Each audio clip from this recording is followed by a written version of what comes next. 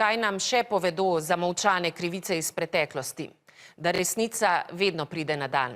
Barbara Furjan že 20 let raziskuje sumljive okoliščine smrti svojega brata, vojaka Blaža Furjana. O svojih spoznanjih je napisala knjigo. Pred kratkim je bil premierno prikazan tudi film V imenu resnice. Prepričana je, da so 19-letnega Blaža umorili. Na tožilstvu vztrajajo, da je šlo za samomor. Kot trdi preiskovalni novinar Matej Šurc, bi lahko raziskava primera odprla Pandorino skrinjico, iz katere bi na dan bruhnile skrivnosti trgovanja z orožjem. Anka Pirš.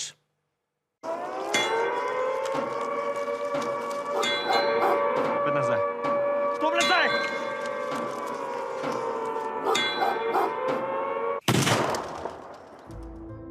Kdo je sprožil strel, ki je 19-letnega Blaža pognal v smrt, raziskuje v filmu V imenu resnice njegova sestra Barbara Furjan. Fanta so zgolj nekaj dni pred iztekom obveznega vojaškega roka domov pripeljali v krsti.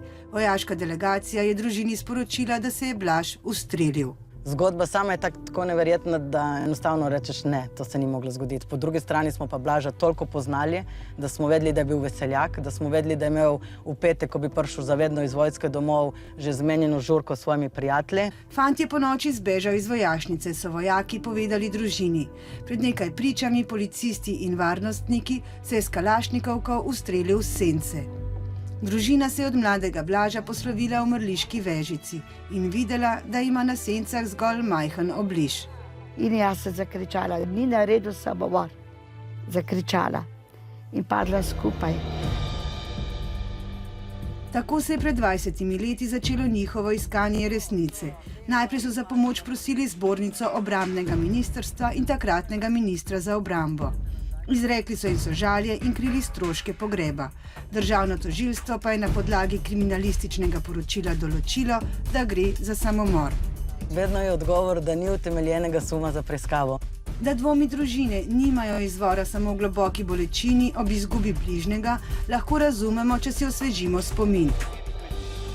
6 let po osamosvojitvi je v Sloveniji cvetela trgovina z orožjem, odkriva v svojih knjigah preiskovalni novinar Matej Šurc.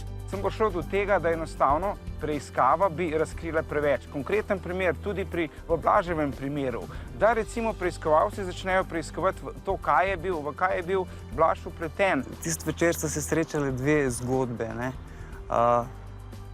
Takrat se tista skupina, ki sem pripadal, bivši Moris, ki se je organiziral neko paravomo skupino, v glavnem smo se takrat ukvarjali s trgovino z orožjem.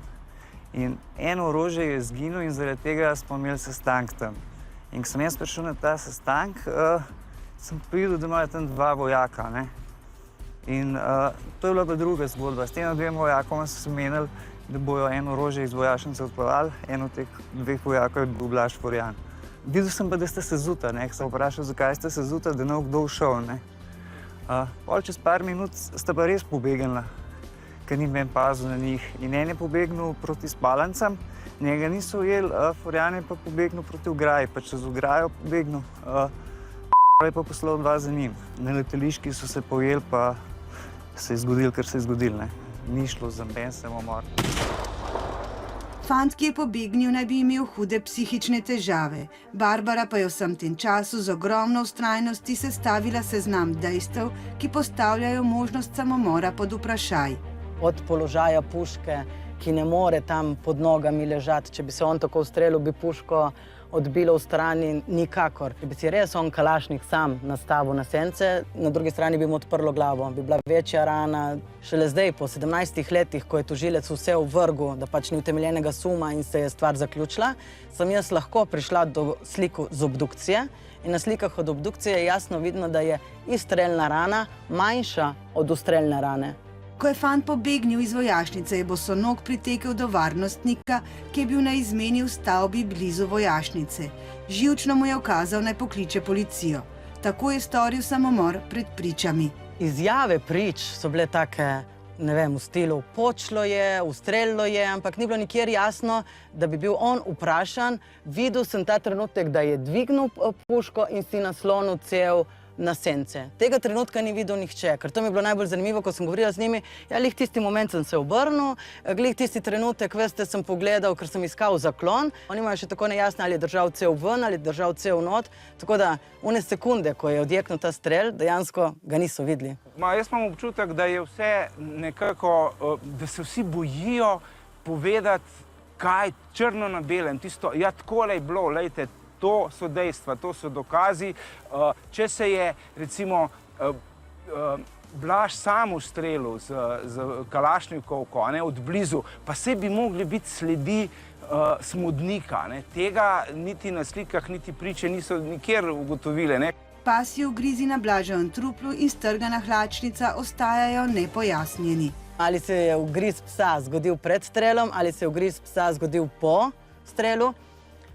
Takrat je on rekel, 6 ur prej bi mogel biti Blaž obgrižen. 6 ur prej je Blaž še jedel večerjo, je bil še živ med vojaki in je nemogoče, da bi bil 6 ur prej obgrižen. Med drugim na obdukciji niso določili skroglo, kakšnega kalibra je bil Blaž ustreljen. Analiza smodnika se je izgubila in še bi lahko naštevali. Zato je leta 2013 Barbara vložila kazensko ovadbo proti neznanemu storilcu. Ob vseh podanih dokumentih je bil na zaslišanje kriminalistov vabljen tudi Kunstelj. Ja, tako je Blaža ustrelil, zaposleni na policiji v uradu za varovanje. To ni nobena skrivnost. Da bi lahko ime tudi javno objavili, bi morali imeti razsodbo sodišča. Vendar se je tudi tokrat ustavilo na tožilstvu. Pisno so nam sporočili, da je tudi tokrat na podlagi izjav očividcev, obdukcijskega zapisnika ter fotografij obdukcije državni tožilec ocenil, da je prišlo do samomora in je kazensko ovadbo ovaditeljice zavrgel. In še vedno se mi zdi, da je pa tožilstvo najšibkejši člen. Desetine primerov trgovanja z orožjem, vse je na tožilstvu je ostalo. Ni šlo, niti naprej na sodišče. Če bi vsaj sodniki na mizo dobili primer, da bi tožilstvo poslalo naprej, niti tega ni. Jaz mislim, da se ne bo nič razčistilo, zato ker te ljudje, ki so bili takrat vpleteni, so danes na nekih položajih. Danes so te ljudje zaposleni v policiji, v vojski, na vladi in ni nobeno interes to razčiščevati. Ker Blaževa smrt v tistem času ni bila edina, je Barbara strnila zbrano gradivo najprej v knjigo in potem še v film. Zgodba ima v sebi tisto klasično formo neke bitke Davida proti Goljatu. V tem primeru posameznika proti sistemu. Nekako postavlja ogledalo družbi, kakršna je, da se ljudje probajo nekako zavest enih stvari, kakršne se okrog njih dogajajo. Mogoče ima neki mali ščepec možnosti, da se kakšne stvari spremenijo, da kdo kdaj kakšno stvar realizira. Slovenija je tako majhna in so vsi, bi rekla, prepleteni med sabo. In normalno, če ti najdeš v spisu ime svojega prijatelja, zakaj bi ga namočil? Lažje mene obrniti, da naj verjamem v neko drugo zgodbo, ker Blaža itak več ni in zakaj bi zdaj nekdo odgovarjal za njegovo smrt, ker Blaža itak ne bo to obudilo, ne bo živel, ne? Družina je za brskanje po dogodkih, ki so vzeli življenje njihovemu članu, plačala visoko kazen.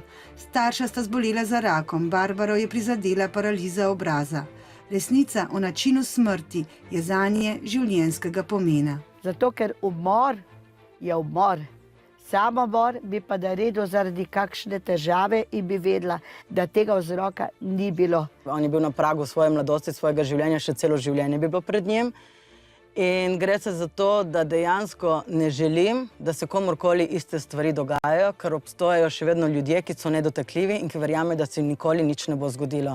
In da se zavejo, ne moreš kar nekoga ustreliti, ne moreš kar nekoga, ne vem, zbrisati z obličja ali prirediti prometno nesrečo ali karkoli in živeti s tem, kot da ni nič. Čez nekaj let bo primer zastaral in s tem se bodo zaprla vrata za sodni epilog. Dvom o pravnem redu in poštenosti pa bo dobil še večje razsežnosti.